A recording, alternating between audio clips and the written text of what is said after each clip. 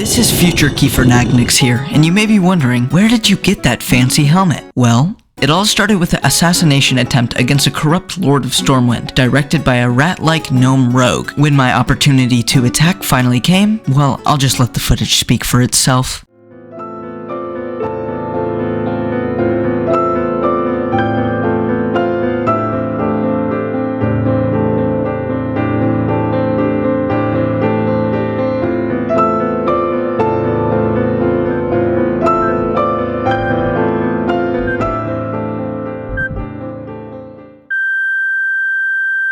Psych!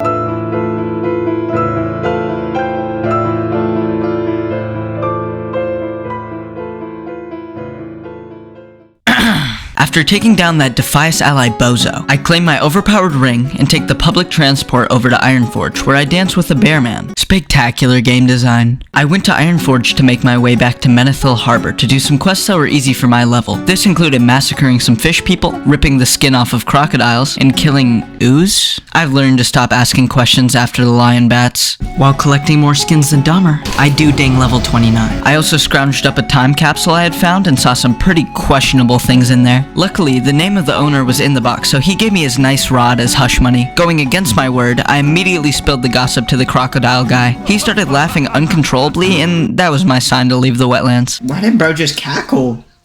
What?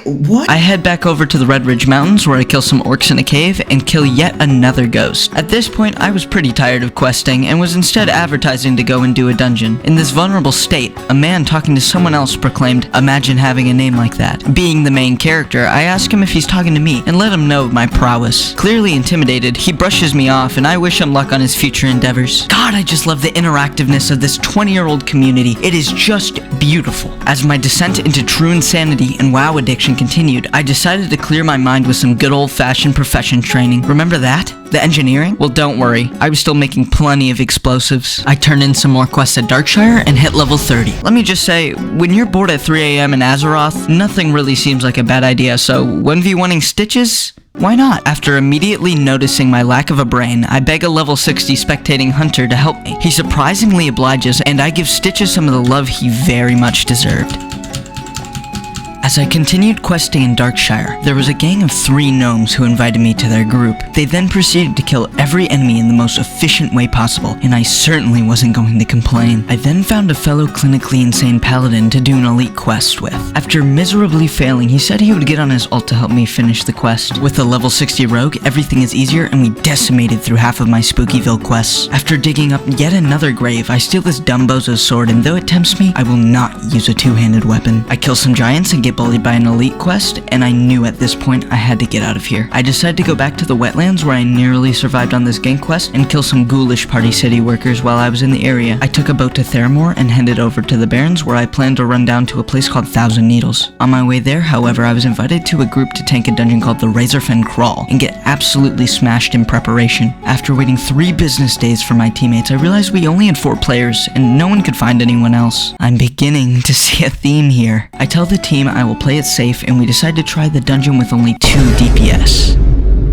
Our first pulls were very promising as we were having no trouble with these earlier enemies. This was to be expected, however, so I wasn't keeping my hopes too high with our geriatric nursing home of a team. We continue through the twisting cave, killing hyenas and getting more risky with our pulls. After a pull of 3 mobs, 2 more patrolling ops pulled up, and I was low on mana, so things weren't looking nearly as great. Or so you thought. We destroyed these hogger wannabe bums. I take the paladin's girlfriend's juice right under his nose, and we continue tearing through the dungeon. We run up against our first obstacle, being Overlord Ramtusk. I told our team to kill the ads first, and we fully sent it into battle. I made our other paladin stun the boss along with me, as this Ramtusk was certainly on business. Thankfully, the heals were amazing thus far, and we were taking down the ads quite easily. Ramtusk continued ramming his tusks inside me, and though it was a bit scary with no mana, we still completed the fight. He drops the most mesmerizing helmet I have ever seen, and I know I need to get it. Our other paladin wants it too, however, but I knew I needed to win as he didn't even have his helmet showing. I roll a 65 and he rolls a 32. Free. Light work. The quest for the helmet was merely a speed bump in a school zone. It wasn't even real. With my newfound confidence, we were destroying. 4 pull, that's light. Another pull, that's light. Skipping past the trash, we ran to our next boss that was named Earth Collar Helmgar. We step into the ring and focus down the boss while a gigantic cluster of smelly horde fans surround us. Surprisingly, we were doing amazing. Both me and the healer were fine on mana and health, and we were on the last few mobs of the area. We had a very easy time clawing through these last few pigs and continued through some more trash. I win a roll on a chest piece that isn't even better than the one I'm using, and I am on top of the world. WoW has never felt so good. We run into this enclosed section of the cave, crawling with bats. Heh. Get it? Crawling? These were no match for us, however, and we were ready to take down the team puppy guarding this purple wall like this was freeze tag. We proved to them that this was child's play, and we made our way through the ward. On the other side, your mother was waiting for us and began charging our heroes down. With a fairly tame fight, we took a Gaethalos down, whatever, marking the end of this Tesla Cybertruck looking pig's life. We moved deeper past the cult, killing many bats along the way. We take down a pretty big pull and come up against our biggest hurdle. Charlga Razor Flank? No comment. We FBI up on her crib, and while she was yapping, we were clapping, leading to her inevitable demise. From her lifeless body, she drops the most beautiful axe I've ever seen, and I beg our party to let me knead on it. They really didn't care in the slightest, and the axe was mine. I call this a major success. After the dungeon, I made my way back to Colorville and received my beefed up shield. Oh my God. I began running down to an evil, goblin-y town called Gadget San, but on the way I was randomly invited to a man named Coomer's group. He said he needed to party for a sec to see if he could enter the stockades at his ripe level. On my way to Gadget San, I passed the time by shamelessly plugging my YouTube to him. He actually subscribed. Coomer, if you are watching this, I'm watching you. Then while questing in Gadget San, I pick up a bunch of trash the goblins littered for Earth Day. Cosplayed lettuce while fighting a giant turtle. Am I lettuce, bro? Finished off more STI-covered gators. Got blinded because I died in the zone that is practically cosplaying going outside as a vampire. Something I would never do. Why am I being blinded right now? It's so bright. And made it to level 32 from doing all of these quests. Remember Booty Bay from earlier? Well, we are now in the northern part of the Stranglethorn Vale, where there are some easier quests to complete. This included again ripping the skin off of crocodiles, executing some young panthers, I'm just killing babies, killing a bunch of closeted medicine men, and definitely not raging while doing so. Come on! Showing tigers how great the afterlife is, and finally taking down some dinosaurs just to add some realism. That definitely wasn't 2 hours of my life condensed into 30 seconds. I made my way out of the jungle and into the Bleak, as it was time for more of the wetlands. I was invited to a group to do some elite quests in the northern area. This had sounded like a great idea until one of our players began hearing gunshots outside of his home, and we were getting camped by horde players. No matter how hard we tried to fight back, there was no way we could defeat these scum, so I spirit rezzed and took my Hearthstone back to Darkshire. My armor? What about my armor? I made my way across... No way. I made my way across... Oh my god, I can't say it. I made my way across the entire map to the capital city of Darnassus. I went here to turn in a bunch of wool and silks I had gathered to gain reputation with Darnassus, which I would need later on. I run into a Stitches wannabe. Bro thinks he's Stitches. You are not Stitches, buddy. And continued questing through Ashville. The great outdoors. I'm sure they're great. I had to kill a walking tree to tear off his key, if you know what I mean, and grab the iron shaft he was hiding in his personal lockbox. Then, giving his shaft to a night elf horse hybrid gets me to level 33. I had no clue Azeroth was this freaky. Speaking of freaky, I made it deep into the trafficking tunnels of Ashville, where I had to take out various, video creators? This included Tennille Darkwood. Really on the nose there, Blizzard. Uthil Mooncall. Again, Mooncall. And he can turn into a bear?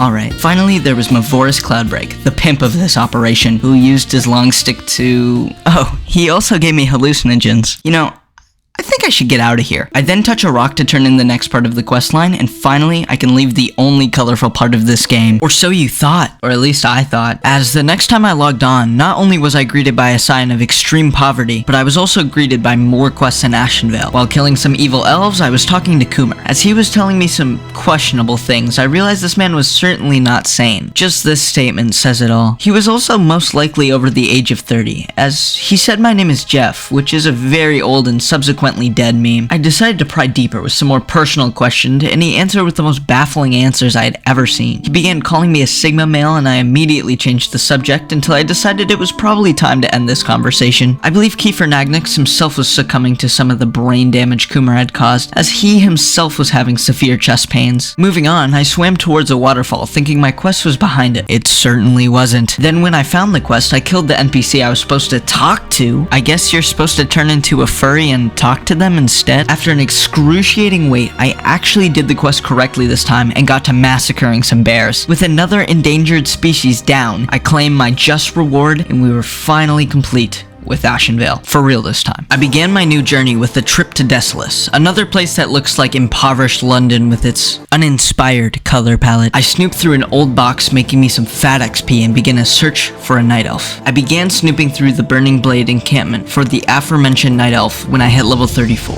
I made it deeper into enemy lines when I saw a gnome doing all of the work for me, so I decided to go against my urges by actually helping him, and then helping the girl.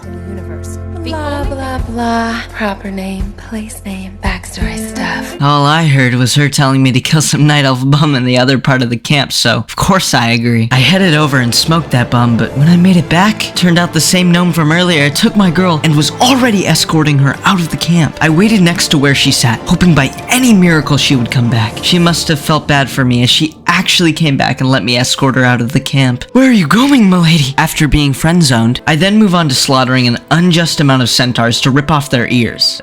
Okay? I grabbed the final ear I needed and moved on to taming some kodos and picking up their dead families. Kodos are basically giant rhinos that Goblin used to overcompensate. Kiefer was also having many schizophrenic episodes while picking up the bones. That's weird. I claim my loot and square up with Rexar, as someone told me in the last episode that he won't aggro if you get close to him. Come at me, buddy. I also steal a shield from some chests. This is getting irrelevant. Let's get out of Desolus. I traveled over to Darnassus, where I saw my dad gave me a gift of thick armor kits, which I applied to a couple pieces of my gear. I then started this extremely annoying world tour of a quest line. First, open a chest for a journal, give it to this girl, and fly all the way to Ratchet across the dang continent. Also help out a player who forgot the new guild button because Blizzard hates its players. Next, get to Ratchet and die to some smelly horde scum camping the Flight Master. This is necessary for the quest, by the way. And then talk to some random goblin on the dock who tells you to take the boat that's conveniently right there to Booty Bay. Then you talk to another goblin in Booty Bay, which tells you to go to Darkshire. Darkshire. Yeah, okay, Sam. Talk to some dude in Darkshire, then head over to commit more felonies by digging up yet another grave. Finally, you were told to claim your reward all the way back in Darnassus. Boy, do I love classic World of Warcraft.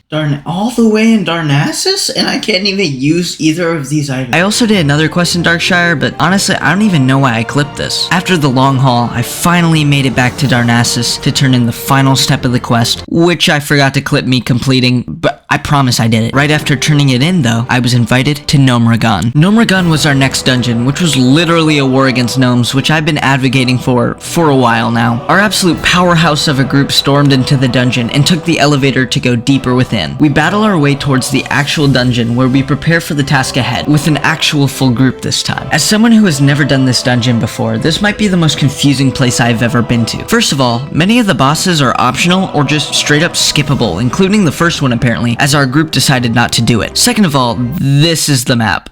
I just looked it up and this is it. I'm not sure if I could do this dungeon at level 60 by myself without a Hearthstone. We do this jump to skip the first boss and begin killing some green water and goop. There was this giant one who we killed that dropped some pretty cool cloth boots that I do not care about in the slightest, and we continue through Nomer. We hugged this wall to skip past every enemy in this tunnel, and we were doing some pretty big pulls. This part was a load of fun as we were just tearing through these mobs. We then came up against our first real boss, being the Electrocutioner 6000. We began the fight and we start tearing through his health bar. His bald head was most certainly smacked, and we had another piece of cloth armor drop. Riveting. We then made another series of complicated jumps. Watch out, watch out, watch out, watch out! When we came up against some dark iron bums. A war against gnomes and dark iron dwarves? I've never been happier. We continued deeper in the mechanized slaughterhouse, and we were still tearing through the enemies, and What? We're already on the final boss? For some perspective, this had only taken 25 minutes, while most of these dungeons had taken over an hour. We began the fight and it was over before it even started. He was talking like he was the Joker or something, but he certainly wasn't laughing after all we did to him. We did him dirty. He drops a beautiful shield, which I yoinked, but there's still one optional boss we were still going to do. This boss apparently drops a two-handed mace, which in reality I couldn't use, but I wouldn't tell him that. Things were also looking more normal, as we only had 4 players at this point, as our shady Night Elf rogue left.